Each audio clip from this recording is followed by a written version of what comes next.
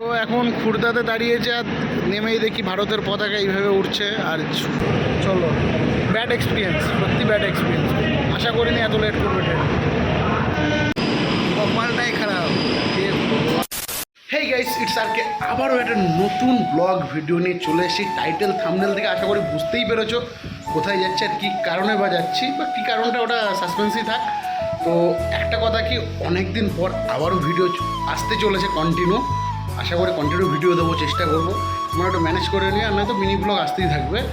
তো চলো কোথায় যাচ্ছে কি না সেটা বেরিয়ে দেখা হচ্ছে। এই যে আমরা এখন বাড়ি থেকে বেরিয়ে গেছি রেডি হয়ে। তো কী বলবো, মানে কিসের জন্য যাচ্ছি সেটা আস্তে আস্তে বুঝতে পারবো নেক্সট ভিডিওতে। আর এই গাছগুলো নিচেতে যখন যায় না এত সুন্দর লাগে, দেখো সত্যি কথা বলতে। চলেও আসলাম আমরা স্টেশনে। তো ভিডিওটা বেশি বড় করবো না, ছোটোই করবো। আর এটা হচ্ছে ব্যাঙ্গালোরে এসএমবিডি স্টেশন, ঠিক আছে। খুব সুন্দর, মানে এটা স্টেশন কাম এয়ারপোর্টের মতন বেশি লাগে। এত পরিষ্কার পরিচ্ছন্ন, মানে খুব কম দেখা যায়। ব্যাঙ্গালোর সত্যি খুব পরিষ্কার পরিচ্ছন্ন জায়গা। দেখো মনে হচ্ছে এটা স্টেশন, কেউ বলবে দেখো, বলো এয়ারপোর্ট, সত্যি এয়ারপোর্টের মতন। ভিতরটাও খুব সুন্দর। ফাইনালি আমরা পৌঁছে গেছি স্টেশনে আর কি। ভাই যাচ্ছে বৌমা আনতে, আর যাচ্ছে বাড়িতে। তো সবাই হঠাৎ দেখা হয়ে গেল, কি করা যাবে, ক্লান্ত ছিল একসাথে আসা, কিন্তু হয়নি কিছুই। আর আমাদের হামসাফার বাড়িতে থাকলো না, এমনি আসবো। চলো ট্রেনে উঠে দেখা হচ্ছে। ও যাবে অন্য ট্রেনে, আমরা দুজন যাবো এক ট্রেনে। বেচারা কপাল খারাপ যে হামসাফারে হয়নি। তো চলো ট্রেন ছাড়া পরে দেখা হচ্ছে। তুই কিছু বলবি? চলো, যদি শুনতে না পাও ভয়েস অ্যাড করে দেবো। চলো। সত্যি কথা বলতে না, ট্রেনটার ভিতরে খুব সুন্দর ছিল, কিন্তু ওয়াশরুমটা এতটা নোংরা বা আমি সত্যি ভাবতে পারিনি। দেখো ট্রেনটার ভিতরে কত সুন্দর পরিষ্কার পরিচ্ছন্ন, কত সুন্দর লাগছে, কিন্তু সত্যি খুব নোংরা ছিল ওয়াশরুমটা। তো ব্যাড এক্সপিরিয়েন্স, সত্যি ব্যাড এক্সপিরিয়েন্স। আর সত্যি বলতে এই যে ট্রেন ছেড়ে দিল আমাদের, কত মিনিট, প্রায় 45 মিনিট লেটে স্টেশন থেকে ছেড়েছে।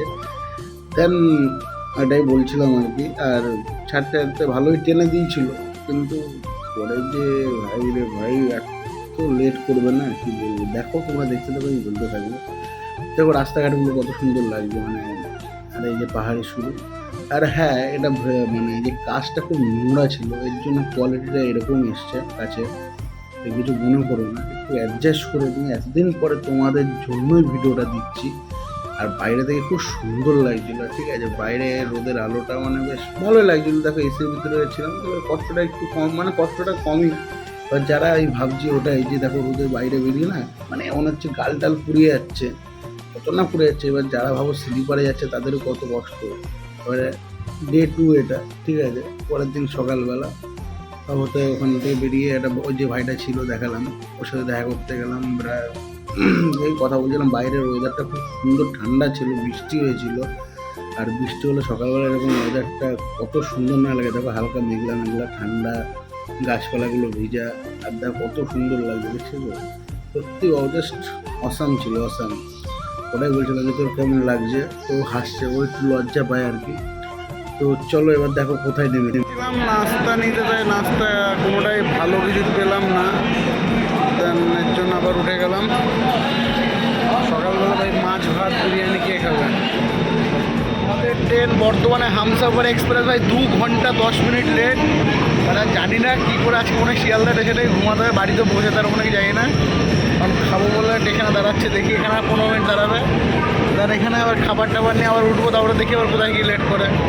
চলো ব্যাড এক্সপিরিয়েন্স, সত্যি ব্যাড এক্সপিরিয়েন্স। আশা করিনি এত লেট করবে ট্রেন।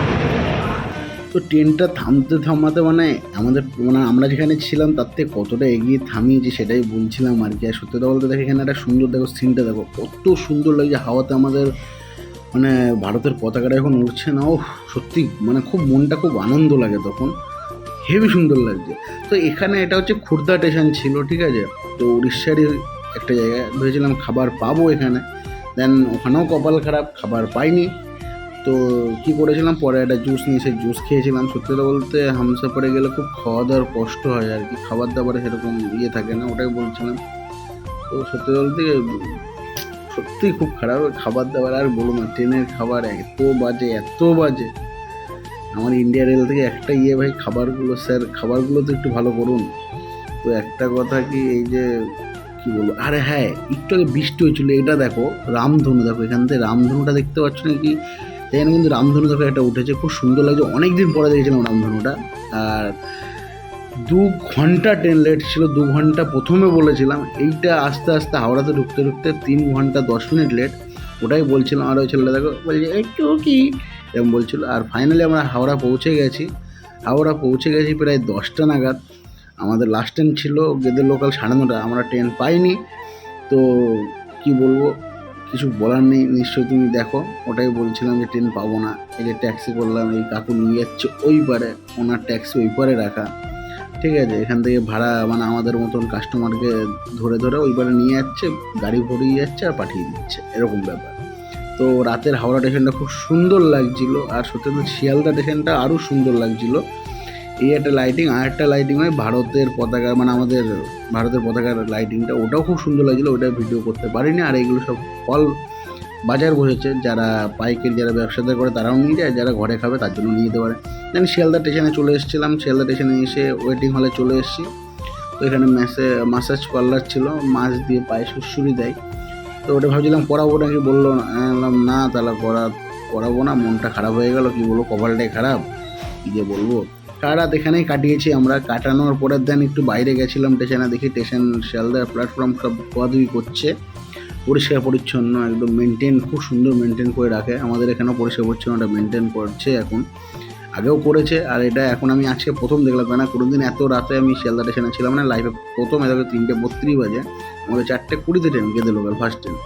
দেন সারা রাত বুঝতে তো পারছো কীরকম ধকল গেছে আর কি, সারা রাত এরকম প্ল্যাটফর্মেই কাটিয়েছি। দেন অনেকক্ষণ অপেক্ষা করার পরে আমাদের ট্রেন চলে এসেছিলো, ফাইনালি আমরা ট্রেনে বসে গেছি। বসে গিয়ে এটাই দেখছিলাম যে চুল টুল ঠিক আছে কিনা, ওরকম কিছু না, কথা বলতে লজ্জা লাগছিলো, পিছনে লোকজন ছিল বলে, ঠিক আছে? এটা বুঝে নিতে হবে কিন্তু, ঠিক আছে? তো দেন সকালবেলাও ট্রেন চলছিল, কাকা বলছে কী করছে রে ভাইপো, ভাইপোর দাড়ি চুল কাটছে। তো এরকম যেতে যেতে সত্যি বলতে আবার কপাল খারাপ ছিল, এই ট্রেনটাও 1.5 ঘন্টা লেট। তো ফাইনালি ভিডিওটা এখানেই শেষ করছি গাইস। আর আশা করি কেমন লাগলো ভিডিওটা নিশ্চয়ই কমেন্ট করে বলবেন, আর লাইক সাবস্ক্রাইব করতে ভুলবা না কেউ।